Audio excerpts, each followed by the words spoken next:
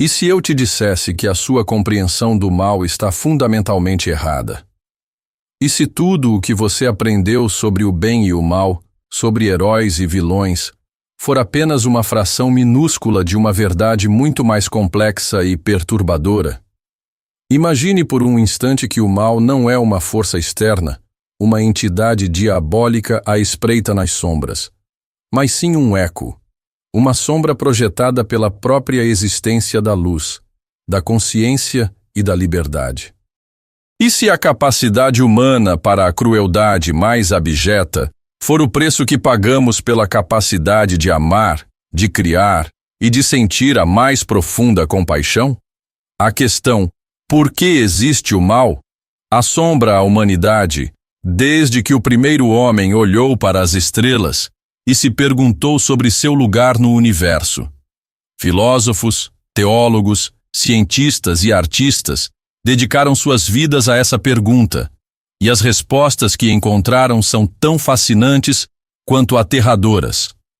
Hoje, nós não vamos apenas arranhar a superfície.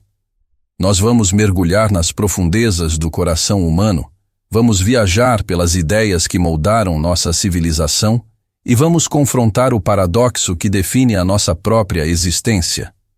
Prepare-se, porque o que você vai descobrir vai desafiar suas crenças e talvez mudar para sempre a forma como você enxerga o mundo, a si mesmo e a própria natureza da realidade. O mal. A palavra por si só evoca imagens poderosas. Pensamos em tiranos, em genocídios, em atos de violência sem sentido que nos fazem questionar a própria bondade da criação. Quando vemos uma notícia sobre uma tragédia, um desastre natural que ceifa milhares de vidas, ou um ato de crueldade deliberada de uma pessoa contra outra, a pergunta inevitavelmente surge em nossa mente: por quê? Se existe um Deus, ou uma ordem natural benevolente, como pode permitir tanto sofrimento? Essa é a versão clássica do problema do mal. Um quebra-cabeça teológico e filosófico que tem sido o calcanhar de Aquiles de muitas religiões. A formulação mais famosa vem do filósofo grego Epicuro, que a resumiu de forma brilhante e devastadora. Deus quer prevenir o mal, mas não é capaz, então não é onipotente. É capaz, mas não quer, então é malévolo. É capaz e quer, então de onde vem o mal? Essa tríade, esse dilema, ecoou através dos séculos, desafiando a fé e a razão. A resposta mais influente dentro do cristianismo, por exemplo, veio de Santo Agostinho. Ele argumentou que o mal não é uma coisa em si, não é uma substância ou uma força criada por Deus. Em vez disso, o mal é a ausência do bem, uma privação, uma corrupção do que é bom. Pense nisso como a escuridão. A escuridão não tem uma existência própria, ela é simplesmente a ausência de luz. O frio é a ausência de calor. Da mesma forma, para Agostinho, o mal moral surge da ausência do bem nas escolhas feitas por seres livres, como anjos e humanos. Deus, em sua infinita bondade, nos deu o livre-arbítrio, a capacidade de escolher entre o bem e o mal. Essa liberdade é um bem imenso, talvez o maior de todos, pois sem ela, o amor, a virtude e a moralidade seriam impossíveis. Um robô programado para dizer "eu te amo" não ama de verdade. O amor verdadeiro requer a liberdade de não amar. E é nessa liberdade que reside a possibilidade da escolha errada, da escolha egoísta, da escolha que se afasta de Deus e do bem. O mal, portanto, não foi criado por Deus, mas é uma consequência trágica, porém necessária, do dom da liberdade. Essa ideia é poderosa, mas será que ela resolve tudo? E os desastres naturais? Um terremoto, um tsunami, uma criança nascendo com uma doença terrível. Onde está o livre-arbítrio nisso? Esse é o chamado mal natural, e para muitos, ele é ainda mais difícil de conciliar com a ideia de um universo bom e ordenado. A resposta tradicional a isso é que o mal natural é uma consequência da queda. da desarmonia que entrou no mundo através do pecado original. O mundo como o conhecemos está quebrado, corrompido, e esses desastres são os sintomas dessa fratura cósmica. Mas essa explicação, para a mente moderna, muitas vezes soa insatisfatória.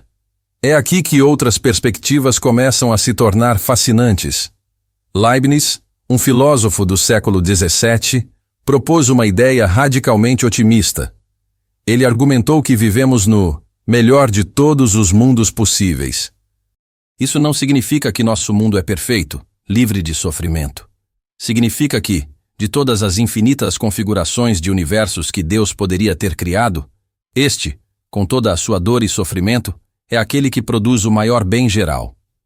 O mal, nessa visão, serve a um propósito maior que talvez não possamos compreender. Uma dissonância em uma sinfonia pode soar feia isoladamente, mas no contexto da peça inteira, ela pode criar uma tensão que se resolve em uma harmonia ainda mais bela. Talvez o sofrimento forje a virtude, a coragem e a compaixão de maneiras que um mundo sem dor jamais poderia. Talvez a superação da adversidade seja um bem tão grande que justifique a existência da própria adversidade.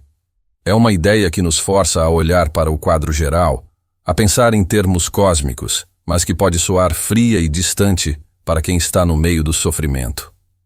Voltaire, em seu livro Cândido, satirizou impiedosamente essa visão, mostrando como a ideia de que tudo está bem pode ser um consolo vazio diante da brutalidade da vida real. Mas vamos deixar a filosofia e a teologia por um momento e olhar para o que a ciência nos diz.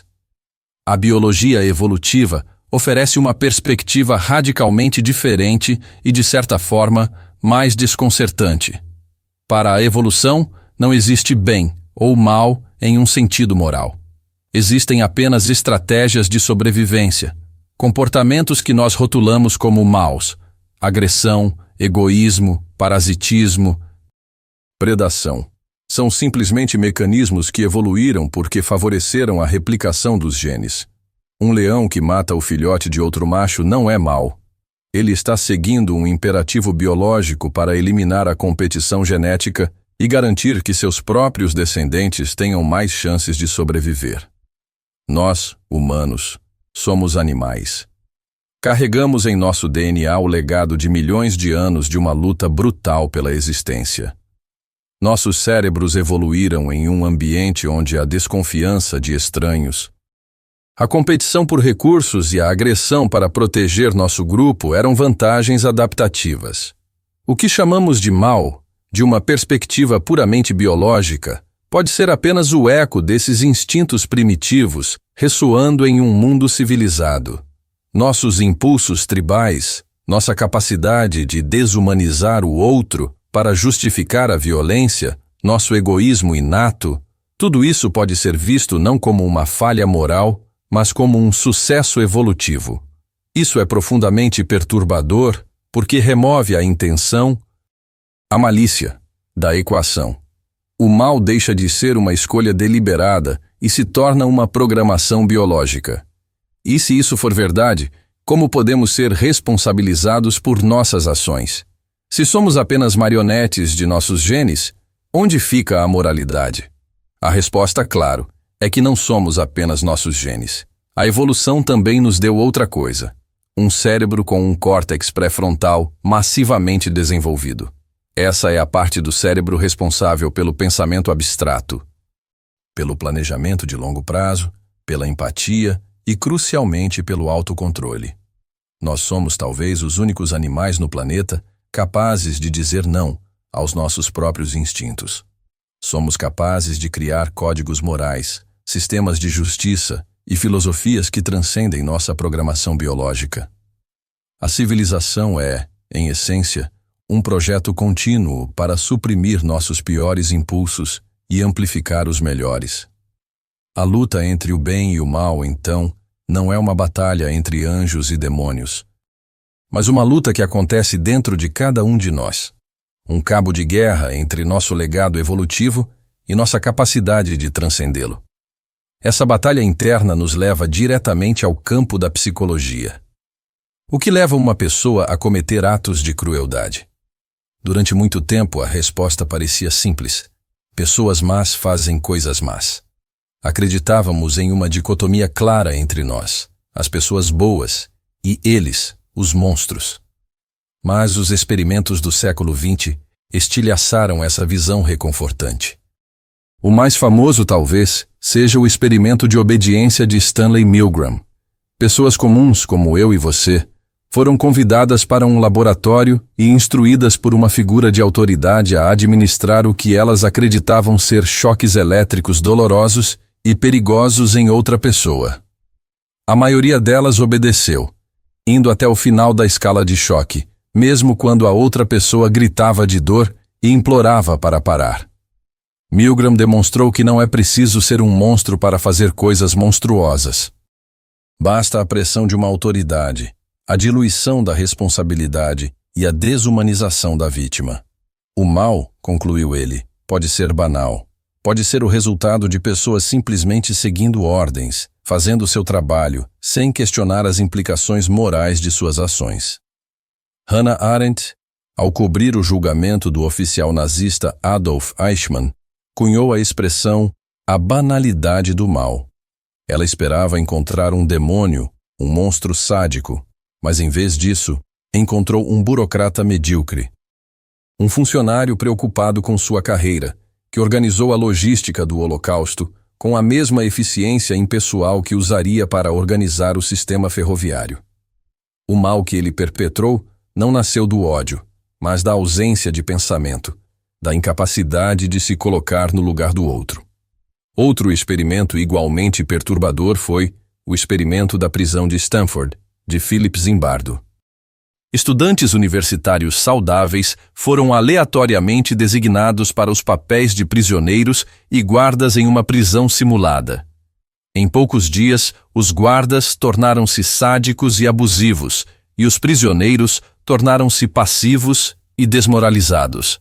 O experimento teve que ser interrompido precocemente. Zimbardo mostrou o poder da situação. Coloque pessoas boas em uma situação ruim, e elas podem se tornar capazes de uma crueldade inimaginável. O sistema, o papel que nos é atribuído, a máscara que vestimos, pode transformar quem somos. O mal, então, não é apenas uma questão de maçãs podres. É também uma questão do cesto podre que as contém. Isso não absolve a responsabilidade individual, mas nos força a olhar para as estruturas sociais, políticas e econômicas que criam as condições para que o mal floresça.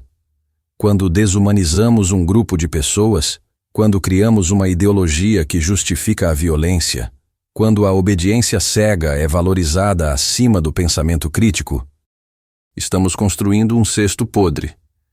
Mas e a crueldade pela crueldade? E o sadismo? E o psicopata que sente prazer no sofrimento alheio? A psicologia também tem algo a dizer sobre isso. A psicopatia é caracterizada por uma profunda falta de empatia. O psicopata não consegue sentir o que o outro sente. Para ele, as outras pessoas são objetos, ferramentas a serem usadas para seu próprio prazer ou ganho. A origem disso parece ser uma combinação de fatores genéticos e ambientais. Existem diferenças observáveis no cérebro de psicopatas, especialmente em áreas ligadas ao processamento de emoções e à tomada de decisões morais. Mas o ambiente também desempenha um papel crucial. Abuso na infância, negligência e trauma podem ser gatilhos que ativam essas predisposições. O narcisismo maligno é outro conceito importante. Ele combina o narcisismo, um senso grandioso de autoimportância e uma necessidade constante de admiração, com traços de psicopatia, como a falta de empatia, e uma tendência paranoica de ver o mundo como um lugar hostil. O narcisista maligno é incapaz de aceitar qualquer falha em si mesmo. Quando as coisas dão errado, a culpa é sempre dos outros. E para manter sua frágil autoestima, ele precisa diminuir, controlar e destruir aqueles que o cercam. Muitas das figuras mais tirânicas da história exibem traços clássicos de narcisismo maligno. Eles criam uma realidade alternativa onde são heróis, e qualquer um que os questione é um inimigo a ser eliminado. O mal, aqui, é uma defesa patológica contra a própria insignificância. É a tentativa desesperada de um ego fraturado de se sentir poderoso, mesmo que isso signifique destruir o mundo ao seu redor. Até agora, exploramos o mal como ausência de bem, como consequência do livre-arbítrio, como estratégia evolutiva e como produto de situações sociais e patologias psicológicas. Mas há uma outra dimensão, uma que as religiões orientais como o budismo e o hinduísmo exploram de uma forma profundamente diferente. Nessas tradições, o conceito de mal, como o entendemos no Ocidente, uma força oposta ao bem, não existe da mesma maneira. Em vez disso, a raiz de todo o sofrimento, dukkha, é a ignorância, avidya. A ignorância não é a falta de informação, mas uma percepção fundamentalmente equivocada da realidade. Nós sofremos porque nos apegamos a coisas que são impermanentes, porque acreditamos em um eu separado e sólido que, na verdade, é uma ilusão. O ego, com seus desejos, aversões e medos, é a fonte de toda a discórdia. Atos que chamamos de maus são, nessa visão, manifestações extremas dessa ignorância. A ganância, o ódio e a delusão, os três venenos no budismo, surgem da crença equivocada de que podemos encontrar felicidade duradoura em coisas externas ou de que podemos nos proteger construindo muros ao redor de nosso ego. A solução não é lutar contra uma força externa chamada mal, mas sim purificar a própria mente, despertar para a verdadeira natureza da realidade. É um caminho de autoconhecimento e transformação interior. O mal não é algo a ser derrotado, mas uma ilusão a ser transcendida.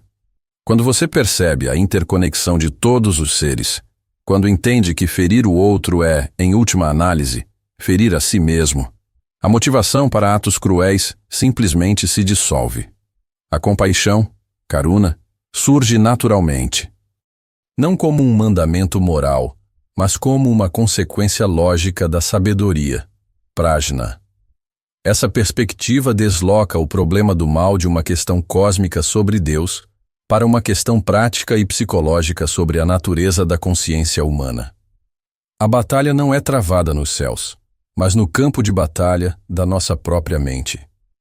Isso nos leva a um ponto crucial, talvez a revelação mais importante de toda essa jornada. Nós perguntamos: o que é o mal? Mas talvez a pergunta mais útil seja: como o definimos? O mal não é uma constante universal. O que é considerado mal em uma cultura pode ser aceitável em outra. O que era moralmente aceito há 200 anos, como a escravidão, é hoje universalmente condenado como um mal abominável. Nossas definições de bem e mal evoluem. E quem as define? O poder.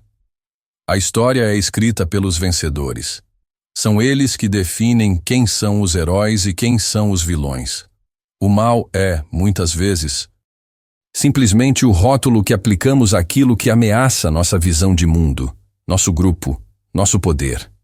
Nietzsche argumentou que a moralidade judaico-cristã, com seus valores de humildade, compaixão e piedade, foi na verdade uma revolta dos escravos na moral. Os fracos, incapazes de derrotar os fortes pela força, inverteram os valores. Eles transformaram a força, o orgulho e a nobreza dos seus senhores em mal, e a sua própria fraqueza, a sua humildade e submissão, em bem. Foi uma vitória psicológica brilhante que moldou a civilização ocidental por 2 milênios. Isso não quer dizer que não exista crueldade ou sofrimento real. Existe. Mas a forma como interpretamos e rotulamos esses atos é uma construção social e histórica. O conceito de mal é uma ferramenta. Pode ser uma ferramenta para o bem, para nos unir contra a injustiça e a opressão. Mas também pode ser uma ferramenta perigosa, usada para desumanizar nossos inimigos, para justificar a guerra e para nos impedir de ver as complexidades e os tons de cinza do mundo real. Quando chamamos alguém de mal, muitas vezes, paramos de pensar. Encerramos a conversa. Ele é o outro, o monstro, e não temos nada em comum com ele. E esse talvez seja o maior perigo de todos. A linha que separa o bem do mal, como disse Alexander Solzhenitsyn, que viveu os horrores dos campos de concentração soviéticos, atravessa o coração de todo ser humano. Em cada um de nós, existe o potencial para a maior bondade e para a maior crueldade. Acreditar que o mal está apenas lá fora, nos outros, é a ilusão mais perigosa de todas. É o primeiro passo no caminho que leva aos experimentos de Milgram, às prisões de Zimbardo e aos genocídios da história. Reconhecer nossa própria capacidade para o mal não é um ato de pessimismo, mas de humildade e sabedoria. É o que nos permite construir salvaguardas, sistemas de freios e contrapesos, tanto dentro de nós mesmos quanto em nossas sociedades, para garantir que nosso lado mais sombrio não assuma o controle. Então, depois dessa longa jornada, onde chegamos? Por que existe o mal? A verdade é que não há uma resposta única e simples. E isso é o mais importante a se entender. O mal é um fenômeno multifacetado, um diamante negro com inúmeras faces. É a ausência do bem, nascida do dom perigoso do livre-arbítrio. É o eco de nossos instintos de sobrevivência, forjados em um passado brutal. É o produto de situações e sistemas que corrompem pessoas comuns. É a manifestação de mentes doentes e egos fraturados. É o resultado da ignorância sobre nossa verdadeira natureza e nossa interconexão. E é uma categoria, um rótulo que nós mesmos criamos e que pode ser tanto uma bússola moral quanto uma arma de desumanização. Cada uma dessas perspectivas contém uma parte da verdade. Nenhuma delas, sozinha, consegue explicar a totalidade do fenômeno. A tentativa de encontrar uma única causa, uma única solução, é o que muitas vezes leva aos piores fanatismos. A realidade é confusa, complexa e moralmente ambígua. E talvez o propósito do mal não seja ser resolvido, mas ser confrontado. O sofrimento nos força a fazer perguntas. A injustiça nos força a buscar a justiça. A crueldade nos força a cultivar a compaixão. Sem a escuridão, como poderíamos reconhecer a luz? Sem a dissonância, como poderíamos apreciar a harmonia? O mal existe, talvez, para que o bem possa se tornar consciente de si mesmo. Não um bem passivo, um bem por ausência de mal, mas um bem ativo, forjado no fogo da adversidade, uma escolha consciente e deliberada de criar sentido, de amar e de lutar por um mundo melhor, apesar da escuridão. A existência do mal não é necessariamente a prova da ausência de um propósito no universo. Talvez seja exatamente o contrário. Talvez a existência do mal seja o que nos dá um propósito. É o que nos chama à ação. O que nos desafia a sermos melhores, a sermos mais humanos. Ao final, a pergunta, por que existe o mal, se volta para nós. Não é uma pergunta a ser respondida por Deus ou pelo universo, mas por cada um de nós, através de nossas escolhas todos os dias. Diante do sofrimento, escolhemos a empatia ou a indiferença. Diante da injustiça, escolhemos a coragem ou a conveniência. Diante do nosso próprio potencial para a escuridão, escolhemos a autoconsciência ou a negação. A resposta para o problema do mal não é encontrada em um livro de filosofia ou em um texto sagrado. Ela é escrita na história de nossas vidas, nas ações que tomamos e no impacto que temos naqueles ao nosso redor. O mal existe, mas a bondade, a compaixão, a resiliência e o amor também existem. E a cada momento temos a liberdade de escolher qual dessas forças vamos alimentar no mundo e dentro de nós mesmos. Essa é a nossa responsabilidade e o nosso maior poder. Qual foi a ideia que mais te chocou ou te fez pensar de uma forma diferente sobre esse tema tão complexo? Compartilhe sua perspectiva aqui nos comentários. Vamos continuar essa conversa que é, talvez, a mais importante de todas. E se você sente que essa análise profunda te ajudou a expandir sua mente e a enxergar o mundo com mais clareza, considere se inscrever no canal. É a melhor forma de garantir que você não vai perder nossa próxima exploração de uma das grandes questões da humanidade. Juntos, podemos continuar essa jornada de descoberta, desafiando nossas próprias certezas e buscando uma compreensão mais profunda de nós mesmos e do universo que habitamos. Obrigado por assistir e até a próxima.